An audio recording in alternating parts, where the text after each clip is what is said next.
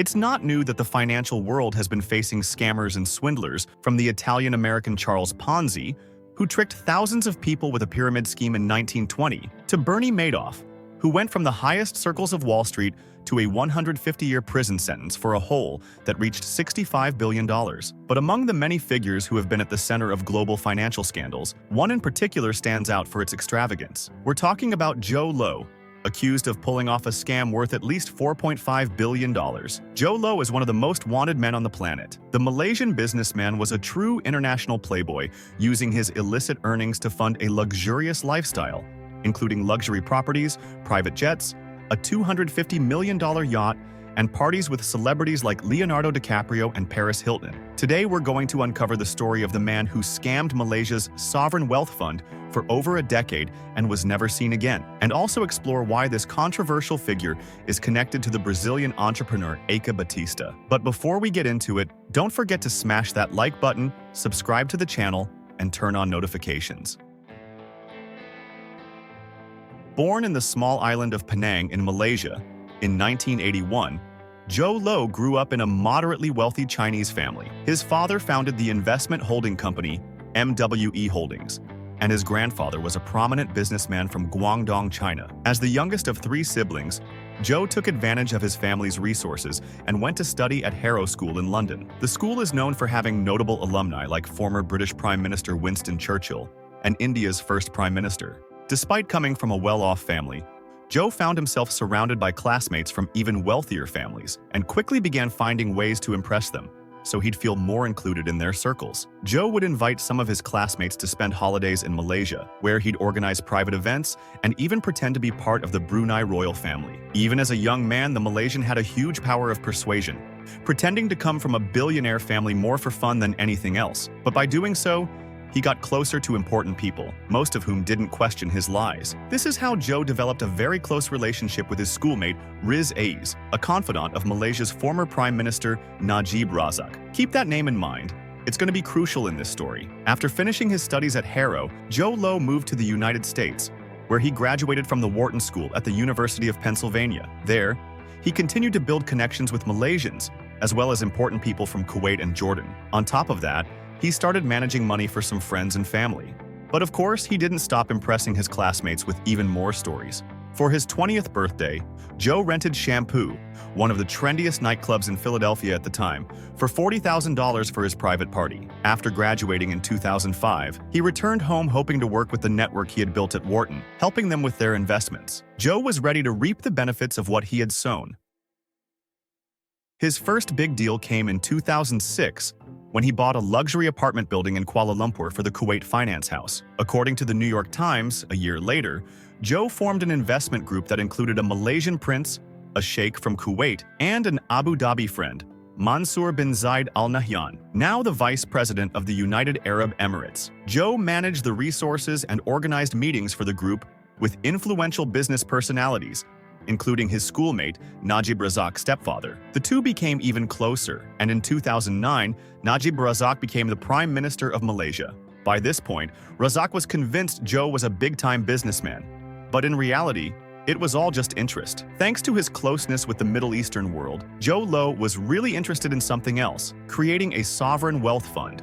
To help you understand it better, a sovereign wealth fund is essentially a global-scale investment fund owned by a state entity. Through a sovereign wealth fund, a country can invest its reserves in bonds, stocks, real estate, or even in private equity funds. But in theory, the returns from these funds are meant to finance other development projects within the country. This model is most commonly seen in countries that extract raw materials like oil, which is why it's more popular in Gulf countries. These investments help these countries grow and diversify their economies in the long run. Jho Low saw the unique opportunity he had in front of him and convinced Razak in 2009 to create Malaysia's sovereign fund, 1MDB. The fund started with an initial investment of $1 billion, and as expected, it was placed under the control of the Malaysian executive. But Jho Low didn't hold any official position in the fund's management. In theory, he was just an informal facilitator responsible for making connections for the group, and the first connection he brought was the first interested party in the 1MDB, the oil company Petrosol. Thanks to his extravagance, Jho Low personally met the two founders of Petrosol, Tariq Obaid and Turki bin Abdullah. Years later, they too became suspects of being accomplices in Jho Low's scam.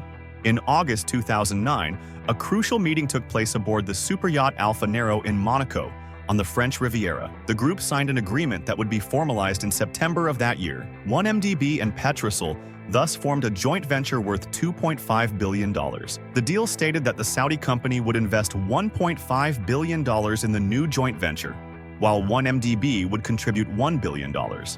But out of the $1 billion of Malaysia's public money, only $300 million actually made it to the joint venture's account. The other $700 million was diverted to another account, which had been opened a few months prior to the creation of the joint venture, belonging to a shell company called Goodstar, which was controlled by Jho Low. Now, you might be thinking, $700 million? That's a nice chunk of change. You could live a lifetime without spending all that. But for Jho Low, that wasn't enough. This was just the beginning of one of the largest frauds in history. To pull off a scam of this magnitude, Jho Low needed accomplices. The main one was Najib, the Prime Minister of Malaysia and the official controller of 1MDB. The people chosen to be on the board that managed the fund were also part of the scheme. Between 2010 and 2011, 1MDB agreed to pay more than $830 million to the joint venture. And from that total, another $300 million went straight to the Goodstar account and into Jho Low's hands. Thanks to the misappropriated funds, Najib was able to finance political events and even his electoral campaign to stay in power. In 2010, Low consolidated an investment firm called Jynwel Capital to launder the money after the process of concealing the diverted funds. Capital was solely used to manage Low's wealth, and along with it, the Malaysian guy also founded a charity, the Jynwel Foundation. A portion of the money that was taken from 1MDB was donated to quality organizations. The idea was that the donations would boost Jho Low's reputation, further solidifying his image as a big-time entrepreneur. With Adwell, Low made some big moves, including the acquisition of the Park Lane Hotel in New York for $660 million in 2013 and buying the music publishing business from IMI in 2012 for $2.2 billion, with Sonic Corporation as a partner. Low was also behind the failed $2.2 billion offer to buy Adidas's Reebok division in October 2014. But let's rewind a bit. At the end of 2012, Low figured out he needed to bring in more foreign investors for the fund through his vast network of contacts. He reached out to banker Tim Lesner, who was heading the Southeast Asian division at Goldman Sachs, invited him for a private meet, and convinced him to turn a blind eye to the weirdness in 1MDB's balance sheet to close a massive deal. Between 2012 and 2013, 1MDB issued around $6.5 billion in bonds through Goldman Sachs. The bank was the one placing the debt bonds in the institutional investor market. But once again, some of the cash was sent to various accounts linked to Jho Low and his family. Thanks to the scheme, Low pocketed at least $1.4 billion and funded his re-election campaign in 2013, which granted him his second term as Malaysia's prime minister. Altogether, it's estimated the duo siphoned off at least $4.5 billion from the 1MDB and the Malaysian people. The Midas secret operation, led by the federal public prosecutor to investigate crimes linked to Eike Batista, uncovered a rather curious connection between the ex-Brazilian billionaire and Jho Low. Bank statements revealed by Brazilian courts showed transfers between A's offshore companies and accounts supposedly linked to Low. It's safe to say that A and Low were pretty tight, even to the point where Low gifted A valuable glass dragon statue. At the very least, it's an intriguing story. As a lot of you in this room know, I like to plan my evenings and make sure that I always go to the best parties. But before becoming an international fugitive, Low lived a high-flying social life. In Billion Dollar Whale, a book about him, the authors wrote that he spent $85 million on parties between October 2009 and June 2010. The highlights included racking up a $0 tab at the Avenue in New York and sending 23 bottles of champagne to Lindsay Lohan's table. Low was obsessed with Paris Hilton and contacted her manager in 2009 to see if he could pay her to attend his parties. According to the book, the socialite told friends she was paid $1,000 per event. A year later, He rented a super yacht from Paul Allen and spent millions on champagne. Those bottles were later served by Low and his entourage, which now included Hilton. In 2011, Low even gifted Kim Kardashian a multi-million-dollar Ferrari. For her 29th birthday in Las Vegas, Low gave Hilton $50,000 in chips and presented her with a Cartier watch. At the same party, singer Britney Spears popped out of a birthday cake to liven things up. Later on, Low funded $100 million for Red Granite, the movie production company that made The Wolf of Wall Street in 2011. The company had a usual Low-style party at the Cannes Film Festival, with celebrities like Leonardo DiCaprio, Bradley Cooper, and Jamie Foxx in attendance, and Kanye West and Pharoah performing for the guests. Jordan Belfort, the theme of The Wolf of Wall Street and a fraud expert, also showed up. In early 2014, he started a romantic relationship with Victoria's Secret model Miranda Kerr. In June 2017, he handed over $8 million in jewelry to the US government amid an investigation into the scandal with her ex. Beyond all that we've mentioned, to maintain a good reputation, Low bought several luxury cars, works of art, and even a super yacht, the Equanimity, which cost about $250 million. But this castle of luxury and wealth was bound to crumble soon enough.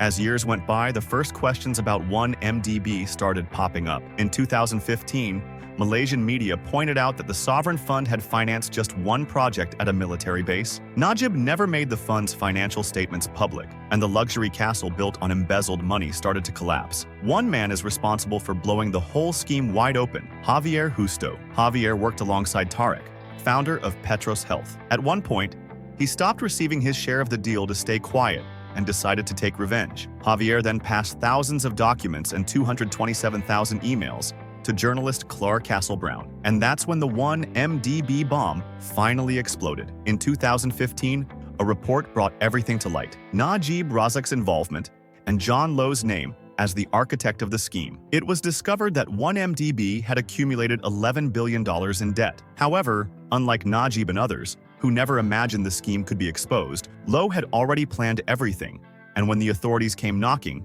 he had disappeared. Tim Lesner was recognized as the sole person responsible for Goldman Sachs' role in the billion-dollar scam, and the bank committed to returning $3.9 billion to Malaysia. The truth is, even now, the names of all those responsible are still unknown, although some contributors to the scam have already testified. Investigations into 1MDB are still ongoing, and it may take years to identify everyone involved. The scandals led to protests that caused Najib to lose the 2018 elections, and his trial started soon after. He was found guilty of corruption, fraud, and damage to the state, and sentenced to 12 years in prison. But the architect of the whole scheme is still missing, and the question we're left with is, where is Jho Low? Leave your thoughts in the comments on where you think Jho Low is hiding. And if you liked our content, consider becoming a channel member. Not only will you get badges, exclusive content, participate in polls and other perks, but you'll also be helping the curious market keep producing more content. But if you don't want to become a member, you can like the video and subscribe to the channel for free.